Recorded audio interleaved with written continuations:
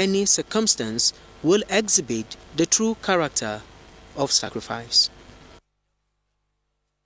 Okay, thank you very much there, Ahmed Ambali, for that background. And I'm joining us this morning to discuss the subject which we have about sacrifice, not necessarily making a sacrifice by the roadside or slaughtering some other thing else, but sacrifice. Is first Professor Pat Utomi, who's a very well-known face, professor of political economy, and also a sometime presidential candidate in the polity. Professor Utomi, welcome to Good Morning Nigeria. Very much. Okay, we also have with us here Ambassador Joe Keshi, retired ambassador. We would like to welcome you, Ambassador Keshi. Quite aside from your diplomatic experience, you also at some point sat on the board of a blue chip company, namely a bank, and in fact you were chairman of the board. Ambassador Joe Keshi, welcome to Good Morning Nigeria. Thank you. Good morning. All right, gentlemen, I'd also like to welcome both of you to Good Morning Nigeria. And I believe that you watched the report where President Goodluck Jonathan made that profound statement. And I'll quickly recall part of it right here in case you didn't get to hear it. And I'm quoting now. Now it is not about supporting Jonathan or his government. Now Buhari is on board. It is not about supporting Buhari or his government, but the sacrifice we are willing to make for government and for the nation. Sacrifice is such a very broad and nebulous concept, and within the context of development, we would like to know what kind of sacrifice should Nigerians really make. I'd like to start with Professor Utomi. Well, it's a broad terrain from which we can speak to the subject of sacrifice. We want to look first at what burdens our country that we have been part of that we need to let go so that our country can make progress. The cost of governing Nigeria is one of the biggest areas of challenge for our country. The perception that being in public life or being a civil servant is a place for entitlement where you take a certain portion, forgetting that there are 100 and something odd million Nigerians who are part of this, leads to a scenario where most of government's resources to develop all of Nigeria is spent on a few people. I think we must learn to sacrifice there. We must learn that the work ethic to produce, to create for the progress of our country is part of making sacrifice. We must look at things like how much we pay for certain things, like petrol. Clearly, there has been criticism, and I was one of the leaders of criticism of so-called petroleum subsidy issue because I think there was a lot of graft in the system. But if that graft is eliminated, Nigerians must be willing to pay a proper price for it. These are, if you will, sacrifices that we must make to move our country forward. Okay, well, we'll return to Professor Utomi presently. Ambassador Keshi, you've listened to the broad strokes of sacrifice as conceived by Utomi in the kickoff to this conversation. What's your take on this? Let me start by saying that everything we have today in the world, someone sacrificed for it. And there's this sacrifice of the pig and the sacrifice of the chicken at your breakfast table. The pig has to be killed for you to have your bacon. The hen just lays egg. You are guaranteed that you have your breakfast, your egg. Supreme sacrifice has been paid by the pig for you to have your breakfast. So also, as your story started with, the sacrifice of Christ. And when you look at the leaders that were mentioned, they paid a lot of sacrifice. They asked of commitment to what they believe in so that the society they're fighting for could be a better society than the one they are living in at that time in point. So for us here, the sacrifice that we need to pay, as Pat has said, is that we need now to evaluate this country and begin to say to ourselves, look, first, this is a country.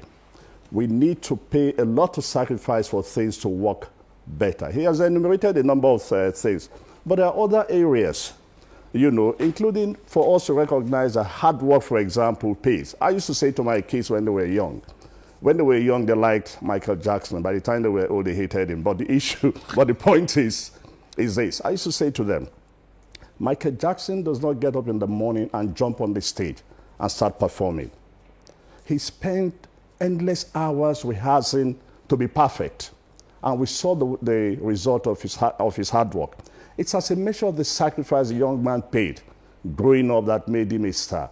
So if we all imbibe that hard work, for example, honesty, integrity, you know, transparency, that these are some of the sacrifices that we have to make. But at the end of the day, for our society, it also depends on the willingness, the preparedness of the leadership to demonstrate first that the leadership is prepared to sacrifice something. Because you cannot tell people, tighten your belt and you live in luxury. That is not a sacrifice. Once you say to your people, I'm going to lead you and I'm going to sacrifice for this, it becomes easier for the people to follow because that commitment is there. They see the leader doing the same thing. They have no choice but to follow. And let me just end on this. Christ died for the rest of for us to be free. And you saw that when the apostles began to preach, they preached on the sacrifice that Christ made and acted as the witnesses of that sacrifice. And that's what we need to do. Well, Professor Tommy, to return to you, but you, as I said, you know, you've given your broad strokes as to what we need to do or how we need to understand or conceptualize sacrifice. And the focus for the meantime is on leadership. When we say leadership, what categories are we referring to? Some persons obviously talk about the political elite, the political leadership, the economic leadership, the bureaucratic leadership. How do these affect, you know, our notion of sacrifice? Well, I think that when we talk about leadership, to start with, we're talking about all. One of the biggest challenges that we have is that when we talk about leadership, we point to a few people in appointed positions or elected positions. We all are created to be leaders. There's a Canadian writer on this subject who I love called Robin Sharma, and he talks about the leader without title. You don't have to have a title to be a leader. We were born, created to lead. And in every location we find ourselves, we need to exhibit that trait. Leadership involves two critical things. One is knowledge of what you do. The second is a sense of service towards others, sacrificial giving of yourself for the good of others. This is what makes other people trust you and commit. Ambassador Keshi was talking about people walking their talk. If you are a leader and you don't walk that which you preach, it doesn't matter how hard you preach, it doesn't really affect people. So at the bureaucratic level, we must show leadership. In my view, the biggest challenge our country has today is the public service. Because there is an entitlement mentality, and people don't really think of it. They think, okay, I'm now a civil servant, I'm a permanent secretary, I'm a director. This whole territory is mine. And that is surely not sacrificed to lead as a bureaucrat. We need to reform that area massively if any progress is to take place in our country. It doesn't matter what political leaders do if we don't have the bureaucracy, buy-in, own, sacrifice, and work. Deferred gratification is so critical to this. You sow today, you water, and you reap tomorrow. Our country is bedeviled with the problem of instant gratification. And most countries that have succeeded, the leaders have been people of delayed or deferred gratification. So it is this, let me give today so that tomorrow I will profit, my country will be greater, that has essentially enabled us to see the great leaders like Lee Kuan Yew, who we just recently lost and have been mourning. So these are basic elements of who leads, which is everybody, and who should be making sacrifice for us to make progress. Clear. All right, Professor Tommy, thank you very much. Ambassador Keshi, earlier on you talked about belt tightening, and Professor Utomi also hinted on, you know, changes in the price of fuel, for instance. And indeed, the volatile price of oil now will inevitably, you know, cause certain, you know, some form of changes upon our economic development. But I would ask, as a form of sacrifice, belt tightening is a form of sacrifice, but should it be to a segment of the society, a segment of the population? In my view, as Prof. rightly said, the leader has to construct and define the future of the country and where he wants to take the country to. He just mentioned the late leader of Singapore, but today in Singapore, they are visualizing 50 years. Now, when they decide that this is what or where Singapore will be in the next 50 years, that vision has been created. It will now take the leadership of the country at all levels to begin to work towards that goal. Or say in 15 years, this is how Singapore will look like. If we now decide that in the next 20 years, this is how Nigeria would look like, this is what we want, this is the value system, this is the way we want our bureaucracy to work, this is the way we want our democracy to work, and the leadership decides that we are going to drive everybody towards that goal and shows the required leadership by showing good example in everything, I think it becomes easier. Now, when you decide at that point in time that there are some hard decisions, listen, we cannot go on in this country without setting hard decisions. That is the obvious truth. And it takes a committed leadership, a knowledgeable leadership, a visionary leadership with the ability and the knowledge to convince the people that, hey, look, I will do this today, but in the next 5 to 10 years, this is going to be the consequences of the result, and it's going to be for the benefit of everybody. The people would follow. But where, your people say that you all ride in luxurious cars that are, and you pay from public fund, and you are asking them to tighten their belt, they are not going to. And by the way, Pat talked of the civil service. Let me just say that the problem is not that of the civil service alone in this country. It is the problem of the whole society. And that we have to address. Not just the public service, but the whole society we need to address. Well, Ambassador Keshi will come again to you to deal with the broader ramifications of the challenges of poor leadership in all aspects of society. Professor Otomi, I would like you to respond to a key point that Ambassador Keshi has also now just brought to the table, namely the challenge of what we may call the Nigerian dream. Do we have a Nigerian dream? If you are sacrificing, you'll be sacrificing for that dream. And I'm sure, obviously, you do know this very well, I mean, based on your exploits, that in the past, we talked about unstable leaderships and how this has affected us and so on and so forth. Does the absence of what all of us can point to and touch, perhaps, as a Nigerian dream, affect the sense of sacrifice that we need to make? Well, a Nigerian dream can crystallize from our current experiences, and that is what is really, truly important about this moment. This season we've gone through, that the world expected the very worst of us, and we came out smelling roses, in spite of challenges here and there. We can capture that as the Nigerian essence. Look, history is in the main a collection of myths reified. The American holds on to the dream of the great founding fathers of their nation. Most of them were slave owners, really not too nice people. But that myth has been reified and galvanizes and drives the American people.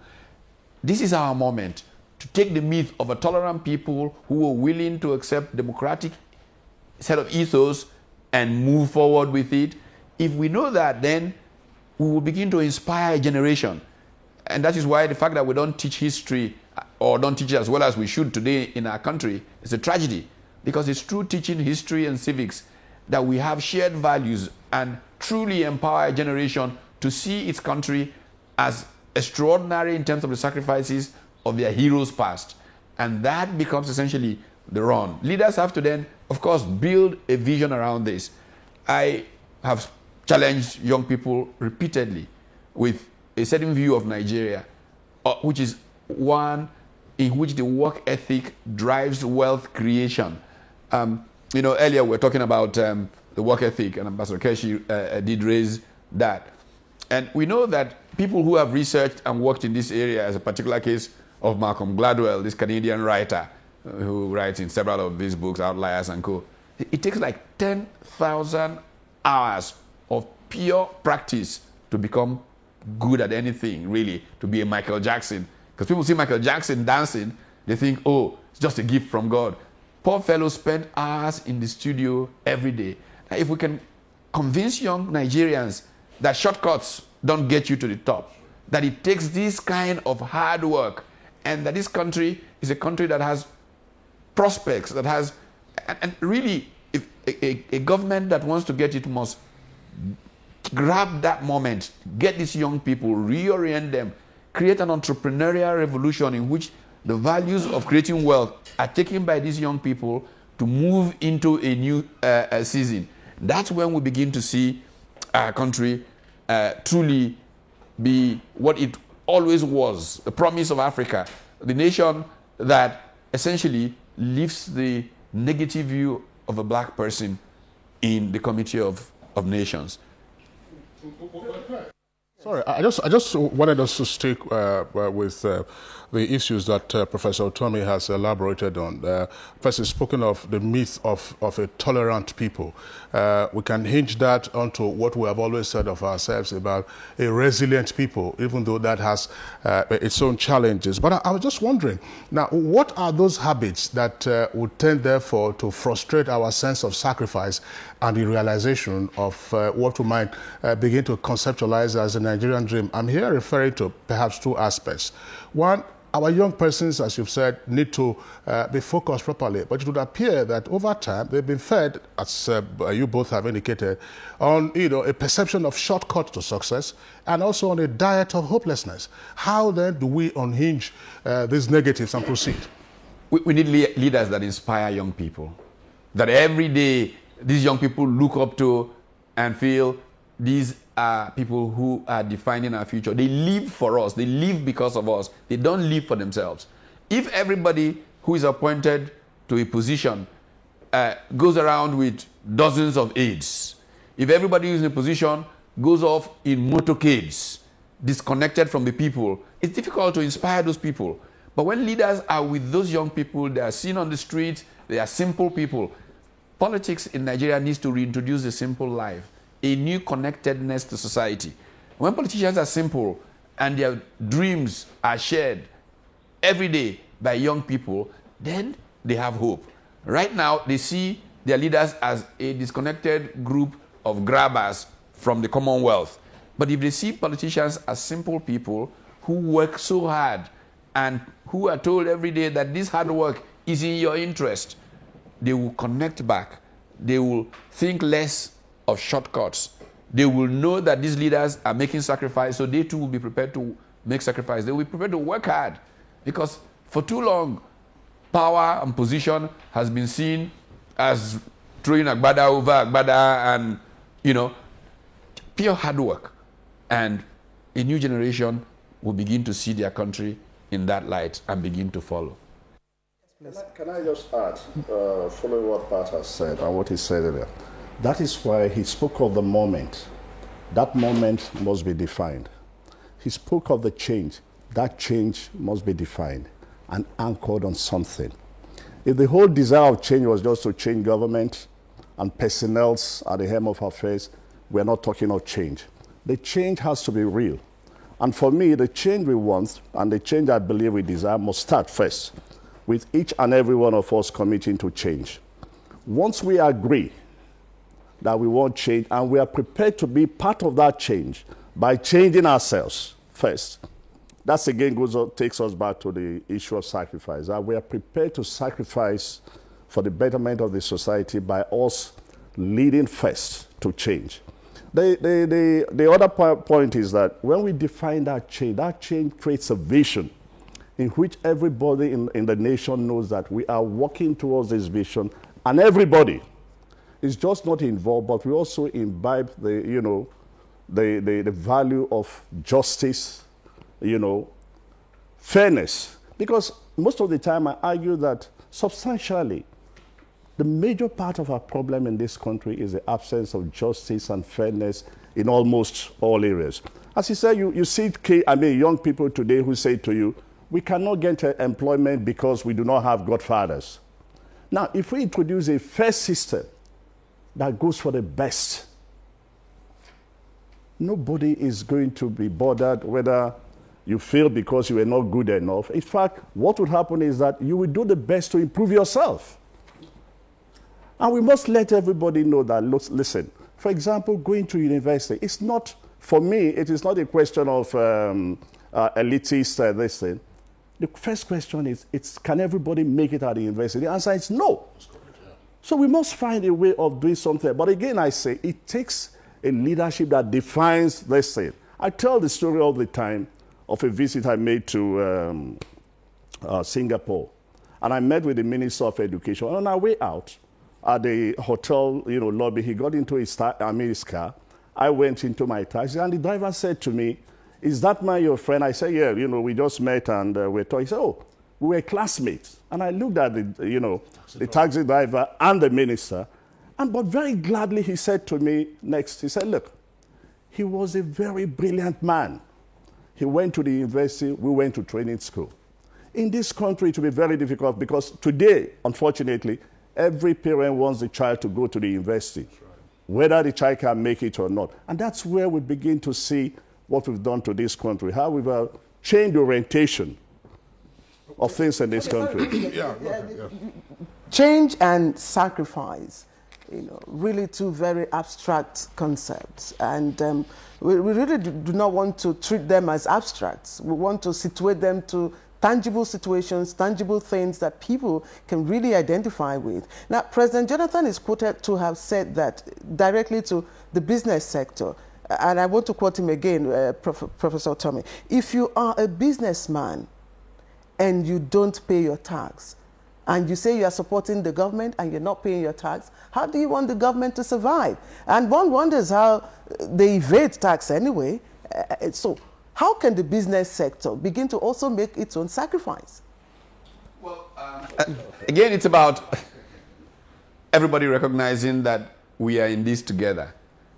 You see leading American businessmen complaining that Americans in business don't pay enough tax. That is, unusual here because of an ideological orientation that person has. When Warren Buffett says to you that, they should pay more tax, it's because his mindset is different from perhaps another American business person who argues, oh, let the rich get more breaks so that they can invest and trickle down. So it's all a matter of orientation and thinking. The part of the problem with the orientation in business in our country is that the average business person sees an environment in which he's not so sure that his tax naira is utilized as efficiently and as effectively as it could be. He sees a scenario where he is his own local government. He's providing his water, his road, his this. If we return to what we used to be, really, I remember as a young person in the 60s, people used to run across borders just to run away from tax collectors. Everybody's tax was collected, and it was used to develop the society. There was no excuse of what did you do with my tax money.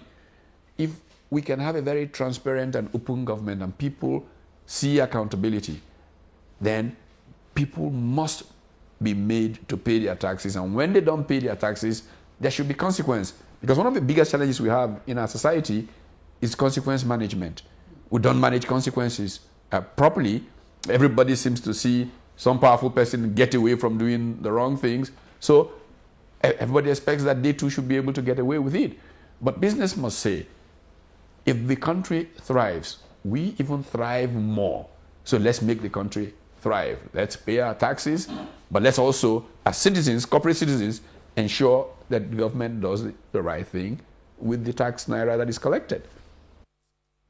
Ambassador Cassius. All over the world, people don't like to pay taxes. The worst are the rich people. But the system compels them to pay. So we have to introduce a system that ensures that everybody pays its or her own tax. In a number of countries, I think they have months in which is a tax month. By so and so date, you have to submit your tax returns. If you do not submit and they discover, you're likely to go to jail or you are punished for one thing or the other. And we have seen a number of, celebrities go to jail for not filing in their tax returns or for dodging taxes and so on. It's as simple as that. It is a system. If we create a system that has the ability to go after everybody that needs to pay tax, and it is followed up, I believe that people will begin to pay their, irrespective of, whether it's high or not. And that may also, as Pat has said, that would, of course, make citizens to demand more from their leaders because they are paying taxes. That would also introduce the whole. Today, there are very few issues we canvass in this society. But if you looked at the British debate last night, taxation was a major issue. Whether they should pay more or they should pay less, depending on the wealth of the nation. So for me, let's build a system that brings in everybody that walks into the tax system, and we are able to collect taxes from people. If we do not have a proper system, and we do not have people who are committed, it's not for me to make so much money and go to the tax board and I negotiate. We must introduce a fair taxation system and get people to pay. Well, Professor Tommy, let me return to you, and also Ambassador Kesha. I'd like you to listen on this question. At the micro level, I'm talking about sacrifice now, you could see a mother, and there are many of them in different parts of the country, who would say, I would not buy this piece of lace, I would not buy gold, rather I will sweat and toil to be able to train my children. President Goodluck Jonathan, for instance, is an example. I mean, he came, shoeless. Today, he became president of the country. Why is it that at that micro level, we find Nigerians ready and willing to make sacrifices for themselves and their families, and yet at the macro level, we find a disconnect? Nobody says, look, listen, I can't make the sacrifice for this country. I want to be comfortable at the micro level. If this disconnect is palpable, how do we bridge it so that we can realize the goals that we have articulated this morning? Again, it is a human phenomenon in economics. It's called the tragedy of the commons. See, that which belongs to all belongs to none. If there's a grazing field and all of us can go and take our cattle to graze there, then every morning we'll bring our cattle. Nobody asks about regrowing the grass. One day we'll find that the place is Sahara Desert and all our cattle will die. Somebody that promotes the sense of us. This is why leadership matters. We own this country. It is our land. It is our shared heritage. Then, in the passion of this is ours, we will regraze that field and we can all come and be nourished by it. But presently, it is seen as a hunter who has hunted down some big game. Everybody comes and cuts up their portion. This is why leadership truly matters. We need leaders who will inspire that sense of justice that was raised earlier. This is a just society. Somebody who does the right thing will get that which is coming to him. Then people will feel, we must keep this. It's our own. We must preserve it. And young people, if you do the wrong things, let's take environment, a very simple thing. Environment belongs to all of us. Some people throw paper out of their cars, driving, banana peels and all of that. And we can all get sick and we can all get harm from that. But if somebody says to you, my friend, what's wrong with you? You are going to get sick, I'm going to get sick from that banana peel that you've thrown out of your window, then everybody becomes more conscious. Again, I'm sad to have to go back to Singapore, but it's a classic example of how it can change that way. There's something that's referred to as the two truths. An American professor became a great politician. Senator Patrick Daniel Moynihan is credited with this statement, that the central conservative truth is that it is not politics, but culture that is responsible for the progress of a society. Okay, Prof. Let me quickly answer Keshi. This is my final question. We're still talking economy. We know of recent Nigeria's economic policy has been anchored on, of course, economic diplomacy with particular, eyes on the international investors. But economic experts would argue that domestic investors hold the key, to national development. And a perfect example, everyone knows, would be Alhaji Aliko Dangote, who has blazed a trail in investing here in Nigeria. So how can wealthy Nigerians begin to equally, be patriotic? I think today a number of wealthy Nigerians are doing that, if I'm not wrong. If you take the power sector, I think those who bought up most of the plants I think we're wealthy Nigerians, who are making their own contribution. You're right. We need to do a lot of domestic, we need to encourage people in this country, not just to invest, but to believe in this country.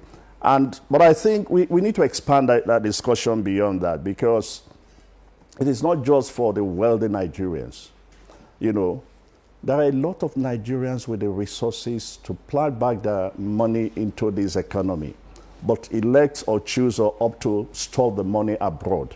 We need to encourage them, create a platform, a framework that encourages them to come back, with their gains and expand economic activities in this country. That is one of the ways I believe that, we can help the economy. But the truth of the matter is that a number of rich Nigerians and Nigerians are investing in this country. Look, I do not know, when you look at the number, and I think Pat is in a better position, when you look at the number of both foreign and domestic investors, I think domestic investors are really pushing this economy, and I think we need to give them kudos for that. But just permit me to go back to what Pat said about your own question. I just want to say that at that level, at the micro level, they've always sacrificed. My parents, and I'm sure Pat's and yours, sacrificed for us to go to school in those days. It was somewhere along the line between the period of military intervention and the Civil War that we lost it all. I argue, and I've made this argument before, for example, to show leadership. I think most of the first generation of Nigerian leaders lived in their private homes. At least I can say this for Ibadan, where I grew up. Chief Obafemi Awolowo lived at Okeado and goes to work from Okeado to the office. And he goes to work. He goes to work in his Chevrolet with one policeman inside the car, one dispatch rider, in front. That was the premier of the whole region today. That region has been divided into 6. You need to see the convoy of the governors. And in some cases, you need to see the estates. In the south, you need to see the estates where the governors live. So when the governors and the leadership of the people have isolated the people and want to live like the kings of the 18th century, they don't think of the issue of sacrifice. For them, they've won the crown and they need to wear the crown. So, again, it goes back to the issue of leadership. It's a leadership that people believe in. It's a leadership that, look, hate fire or share, whether you like him or not. But the people see a guy that comes to them, sits down together, eats amala together, and things like that. Now, whether he's performing or not is another thing. But look, we need to begin to create a new generation of leaders. Not those that live far away from the people, but those who can lead the people, who can commiserate with the people, who can cry with the people, who can relate, to the people, and who the people at the end of the day will believe in, because he has said to them, she or he has said to them, in 10 years' time, this is the Nigeria that we are going to create. All right, Ambassador Joe Keshi, leadership is bonding with your people. We'd like to thank you for your perspective and for coming on to Good Morning Nigeria. Thank you very much. Thank you, Claire. Ambassador Joe Keshi is a retired permanent secretary who also ventured into the private sector and went on to become chairman of one of the major banks, top banks in Nigeria before retiring again. I'd like to thank you for coming. You're watching Good Morning Nigeria on the network service. We still have Professor Patu Tommy with us, but we'll take a short break, and when we come back... All over Nigeria, Ariel claims to give us the best stain removal in one wash. So we'll collect tough stains, red sand, fruit juice, to see which gives the best stain removal in one wash. We'll wash one arm with Ariel and the other with the other peanut detergent. Did the other peanut detergent remove the stains? And Ariel, best stain removal in Nigeria in one wash.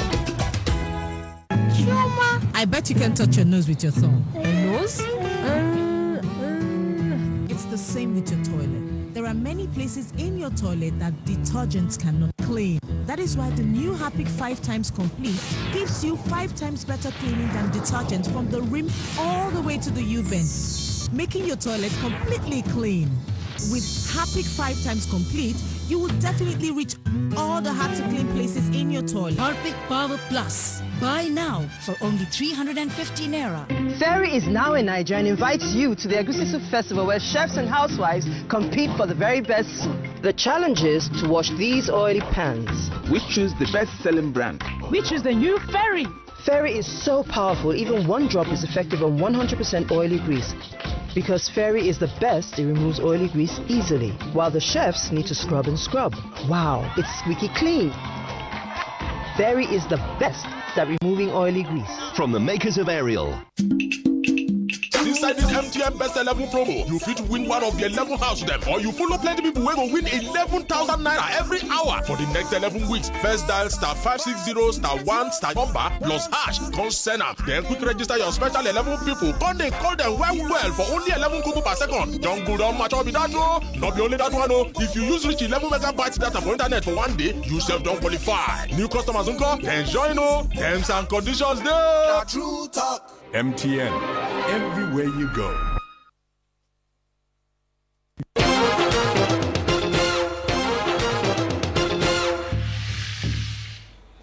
Okay, thank you for rejoining us again on the program. Good morning, Nigeria, reaching you live on the network service of the Nigerian Television Authority. We're discussing the sacrifices required of Nigerians for the nation to experience, beg your pardon, the desired changes. Professor Patu Tommy is still here in the studio, and right now we are being joined by Reverend Father George Ihusani, who for many years was the Secretary of the Catholic Secretariat of Nigeria and now Director of the Luxterra Leadership Foundation in Abuja. Father George, many thanks. Thank you.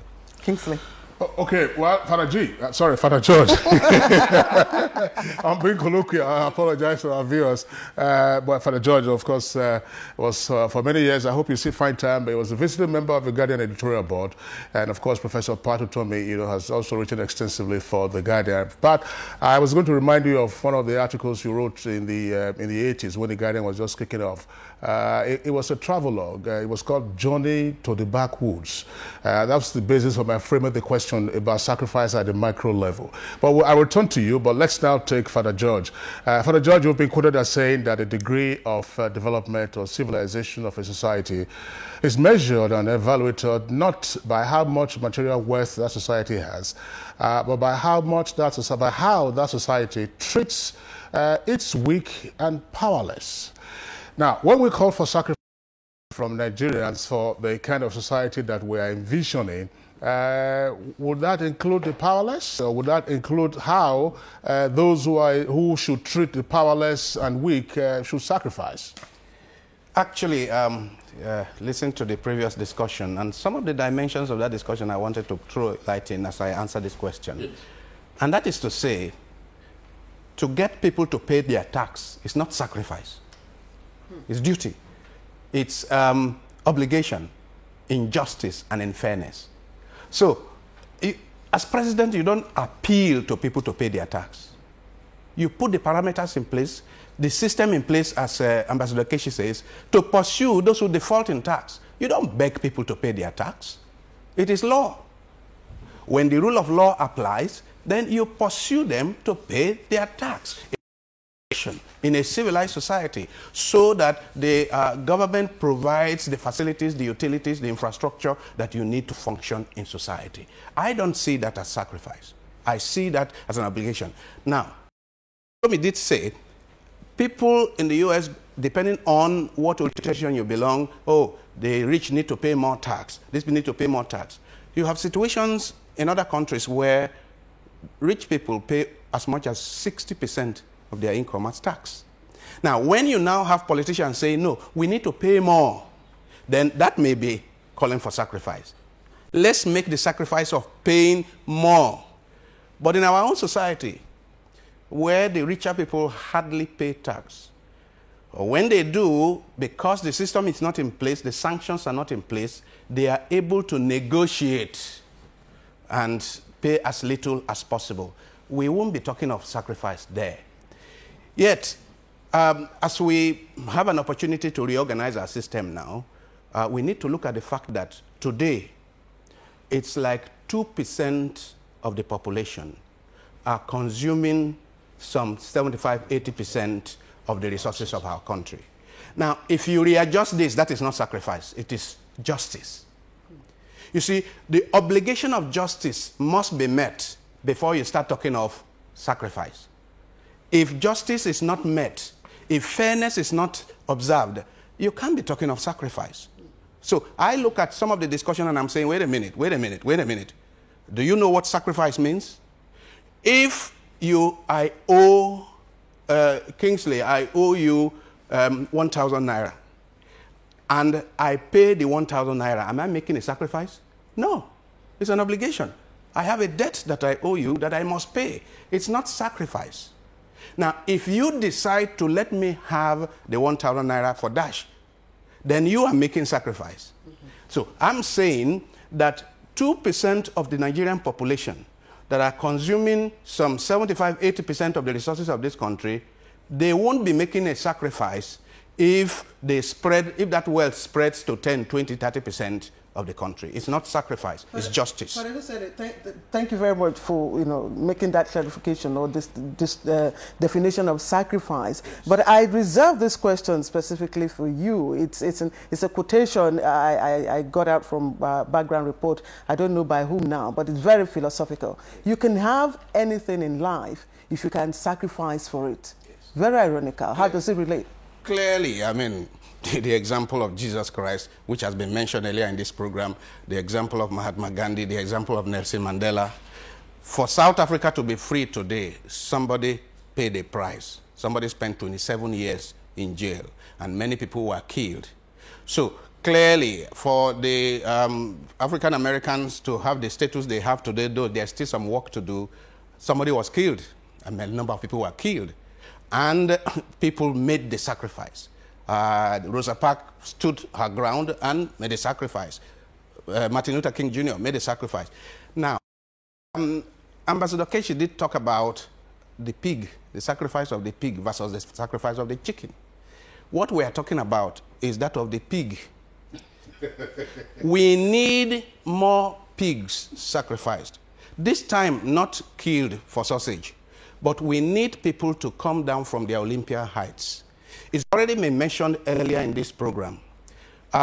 We are a poor country today because of our wealth versus 170 million people. If you have a situation where the president goes to the airport with over 50 vehicles, burning scarce fuel, that is not justice. That is not fairness. Earlier in this program, it has also been mentioned about governors, the convoy of governors. I mean, when you have a situation where the governor needs to go to the airport or go somewhere with 20, 30, 40, 50 vehicles, when drivers are queuing overnight for long hours for fuel, and then as they are queuing on the road, you see sirens and vehicles and so on, this is an insult on the people. And no such person has a right to mention the word sacrifice. Now, I think that the time has come for Nigerians to drag the feet of the politicians to the fire of democracy and equity and justice, to say, listen, this country belongs to us. We can't accept a situation where 75–80% of government expenditure is recurrent expenditure. And that recurrent expenditure is not so much millions of workers. No, the recurrent expenditure is to service the bureaucracy. To service the bureaucracy, a tiny number of people that form the bureaucracy. Look at the number of SAs and SSAs.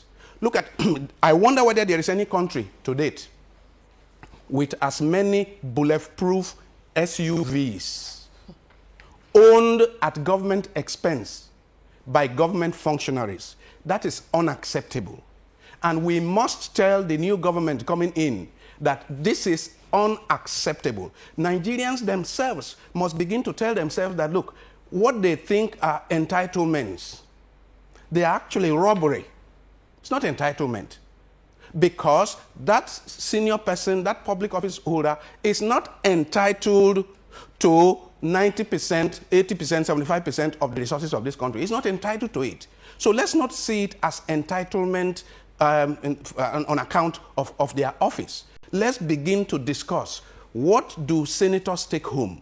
What do House of Representatives take? What do directors general, permanent secretaries, what do they take home? Because that's public fund.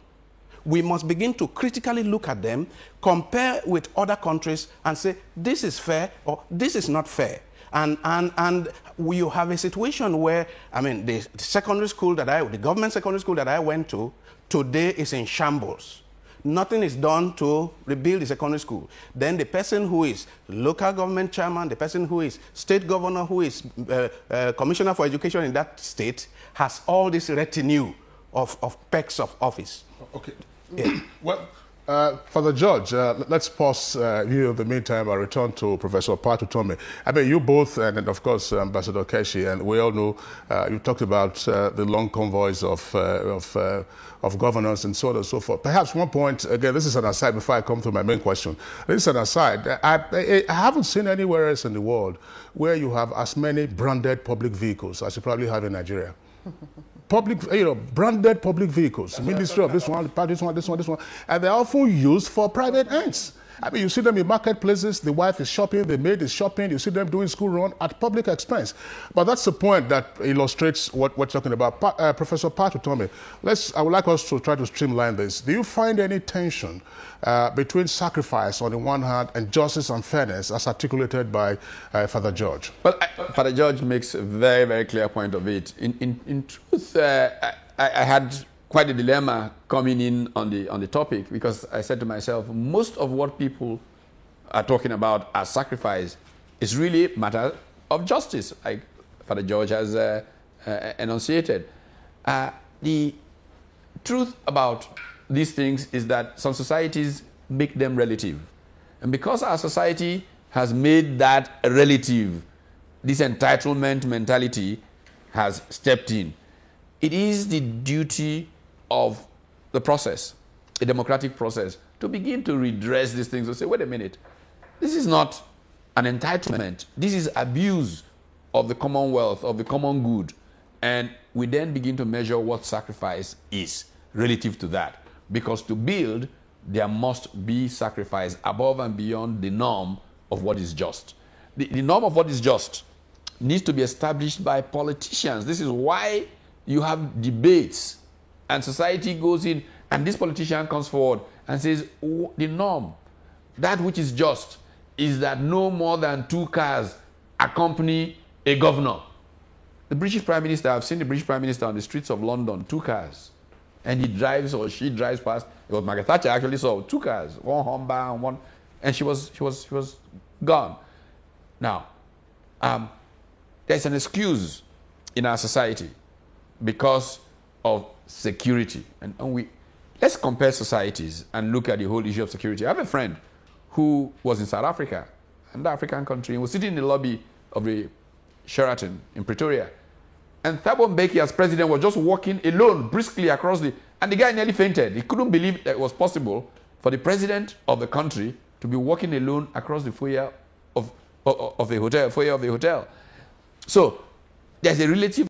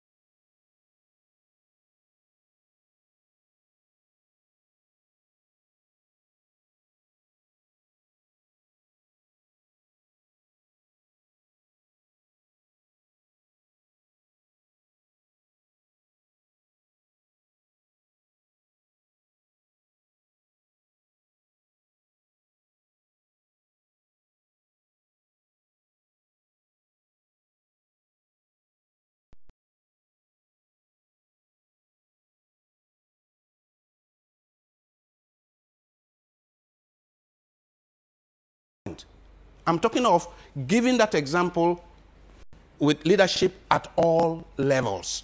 And it is not about, for me, I'm still saying it is not about sacrifice. It is about justice. Now, if the people of my church, if they contribute money from their little sacrifices to make offerings in church, and I go and buy a bulletproof SUV, it's an abuse. To use the word of part, it's an abuse. So we must begin to let people know the concept of justice, giving to each his or her due. Giving to each, distributive justice, giving to each of her due. Where you have... But who determines that due? Who determines that due? Yes. The society, it is the values of the society. For example, the value of equality. Are we equal?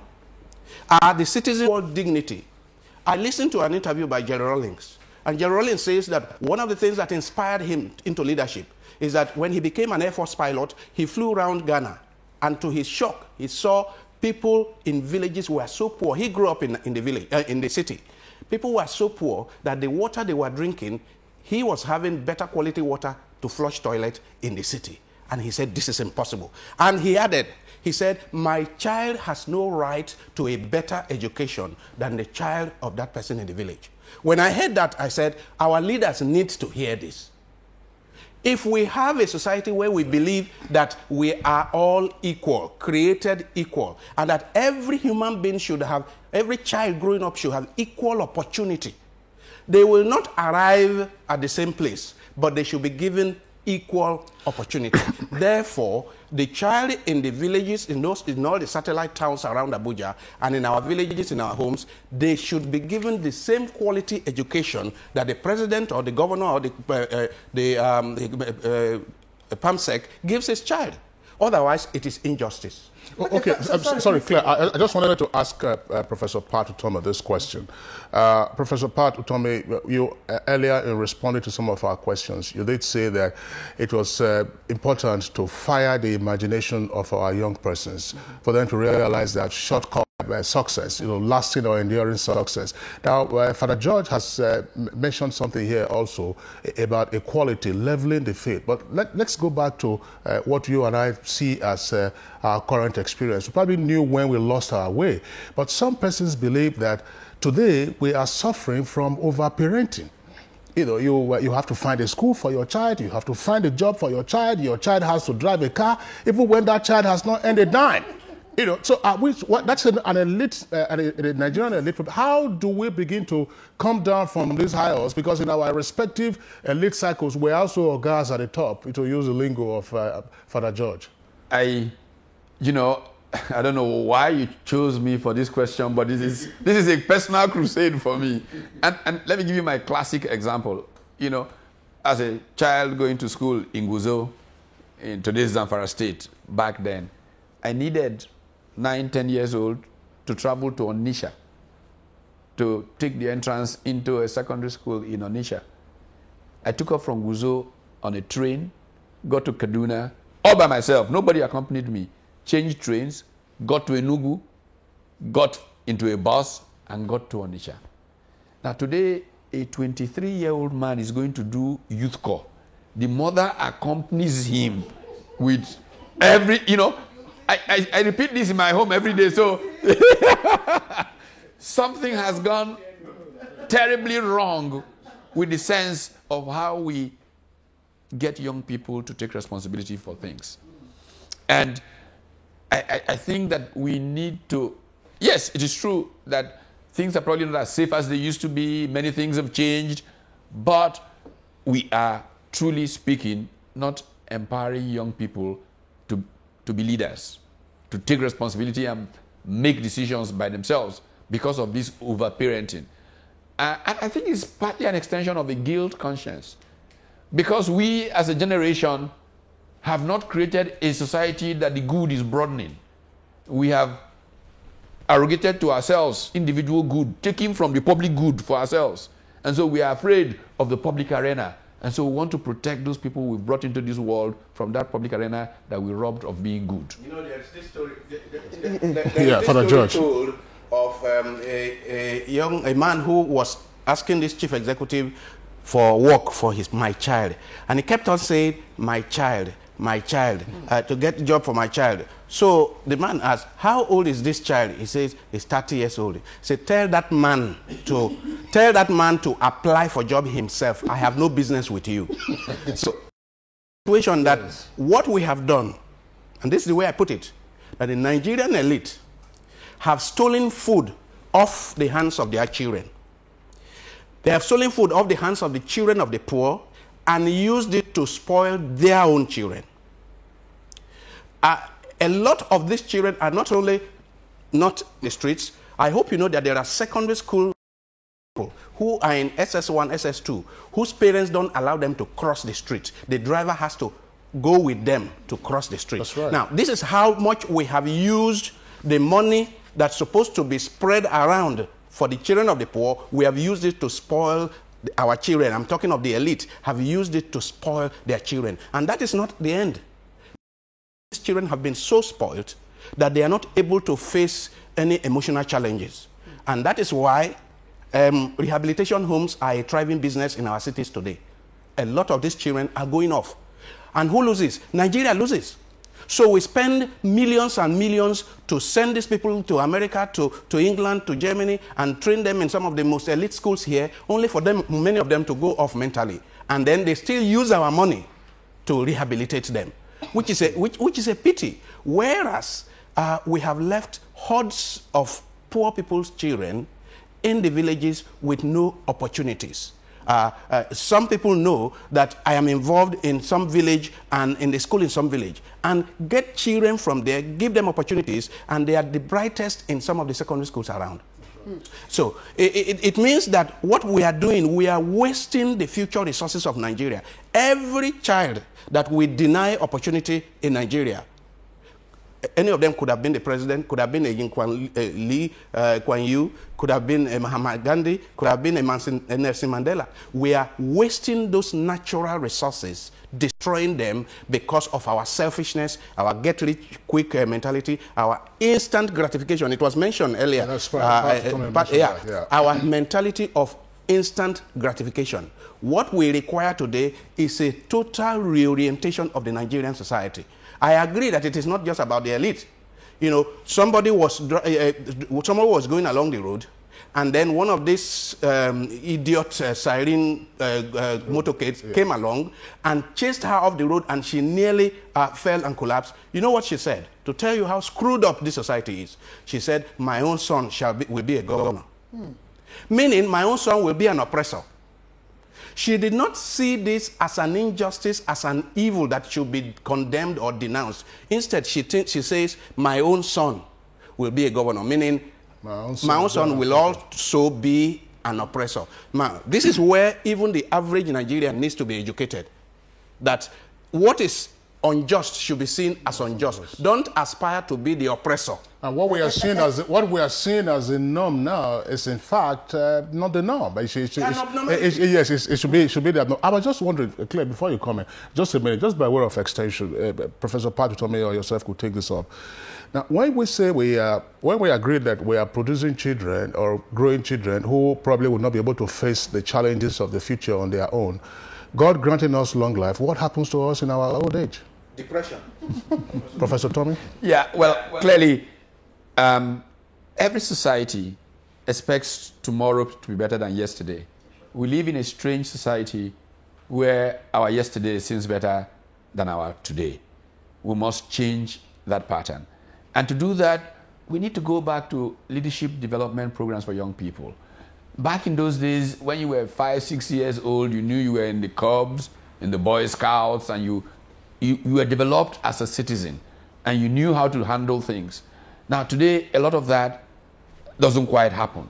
The reason I have spent a good part of the last couple of years working with young people in leadership development is that fear of tomorrow.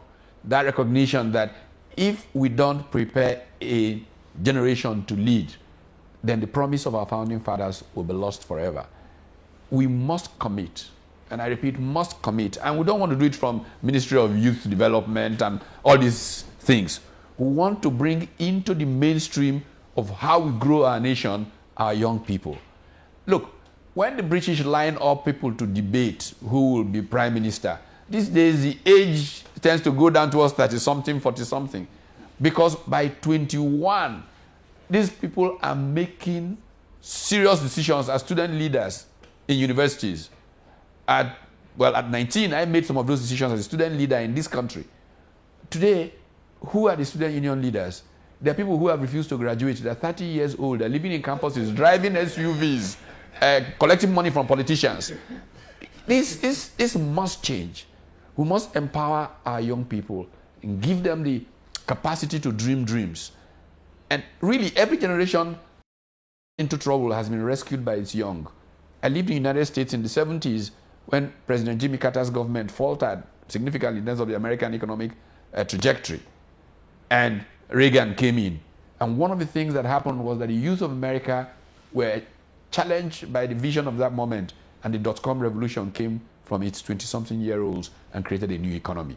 We must empower our young people to deliver us from ourselves. Professor Otome, let's also speak to that segment of the society. I asked Father Hussaini this question earlier on, that feel not much has been given to them, you understand, by the society. So what form can they give back? They feel, what should I give back? I have very little to, from the society.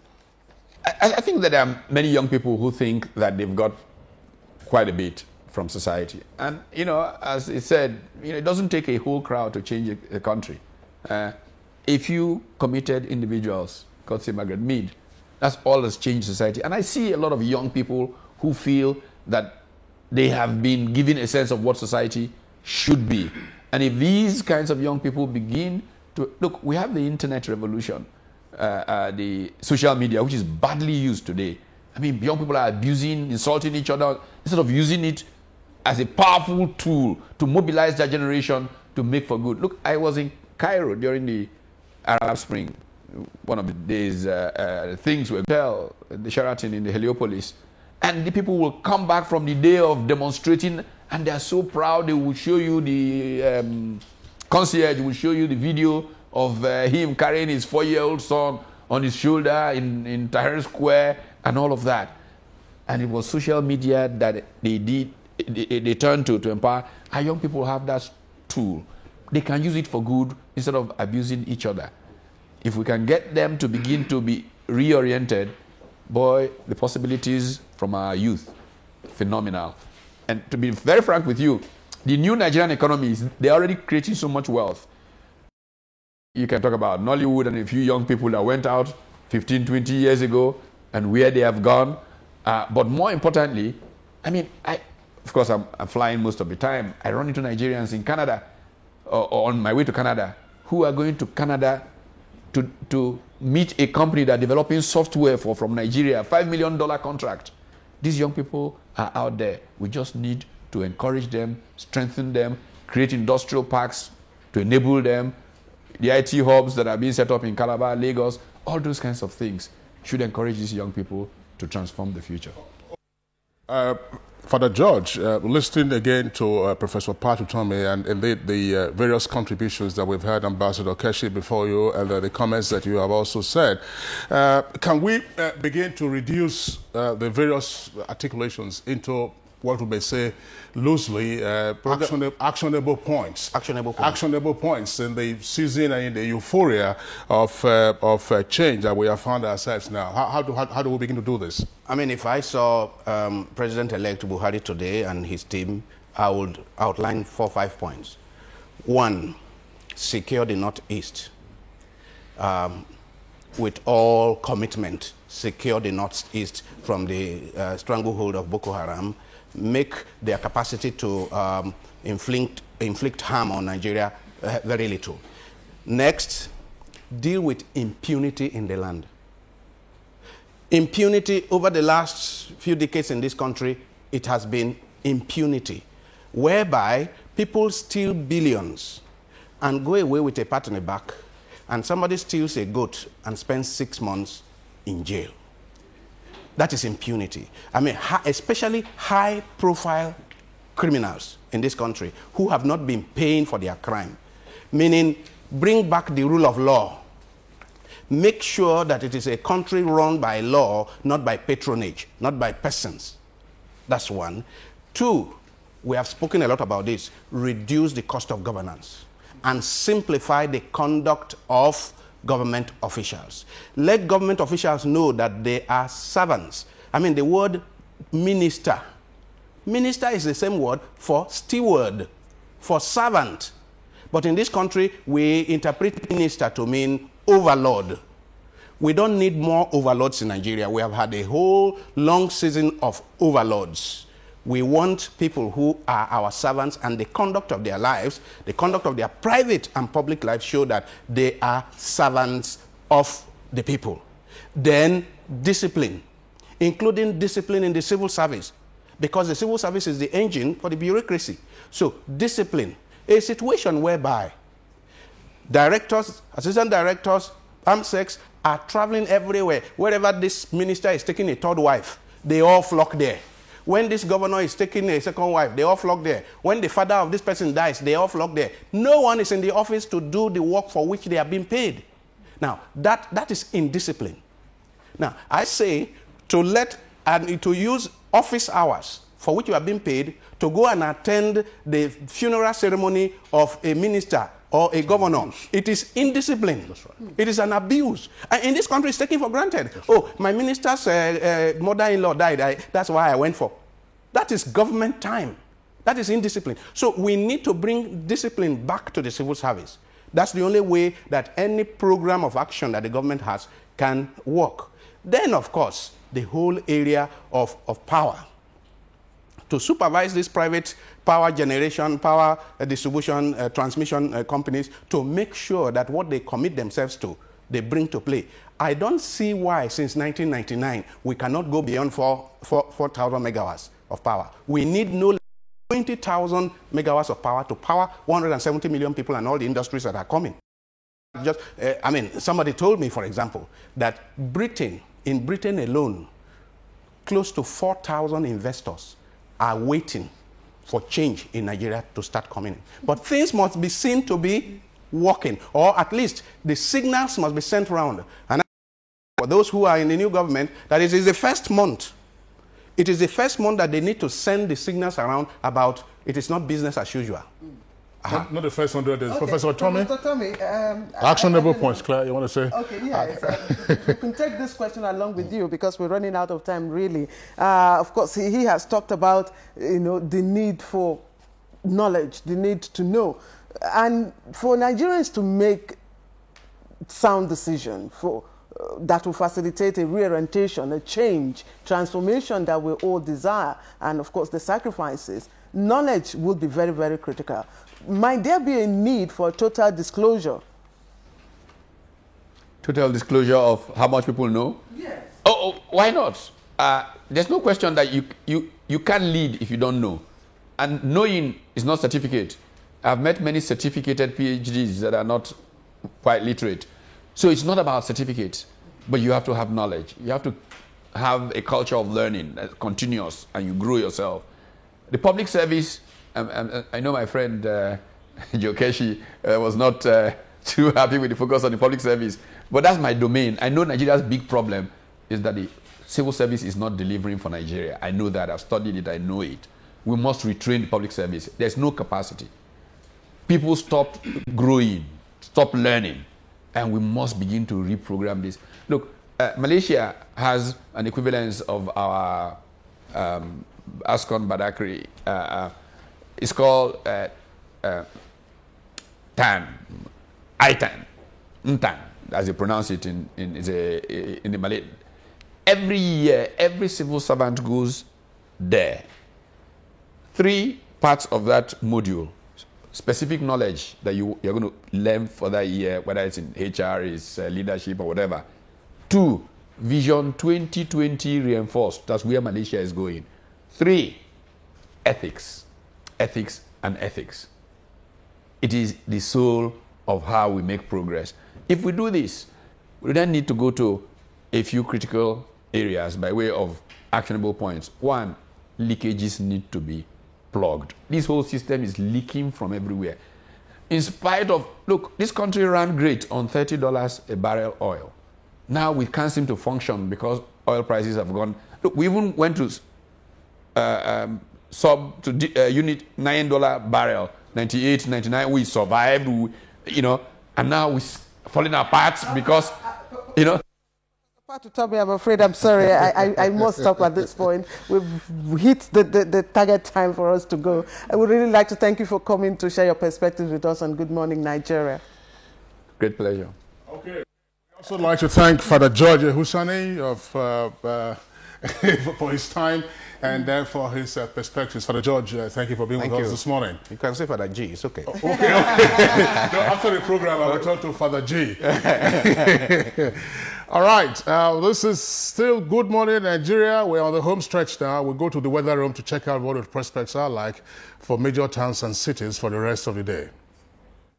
You're welcome to today's forecast from the Nigerian Meteorological Agency. It isn't news to say that dust holds sway over the country. We expect a fresh plume to be raised and advected into the country this morning, reducing horizontal visibilities over most parts of the country, with poorest visibilities over the northern fringes of the country.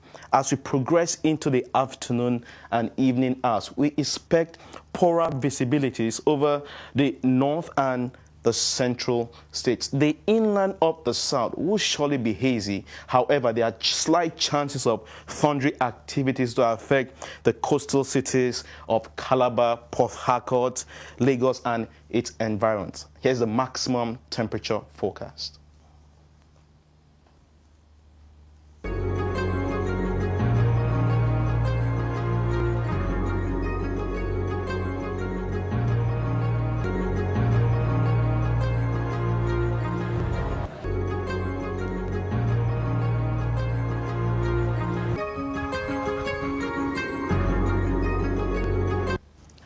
Thank you for watching and stay tuned. All right, that weather check rounds off Good Morning Nigeria for today. I am Claire Adelabu Abdulrazak. Do have a great weekend. Okay, that's of course rounds it off, not just for the day, Claire, but also for the week. We hope that you enjoyed watching the program. The program returns same time, 7 o'clock on Monday, and we wish you the very best for the day and for the weekend.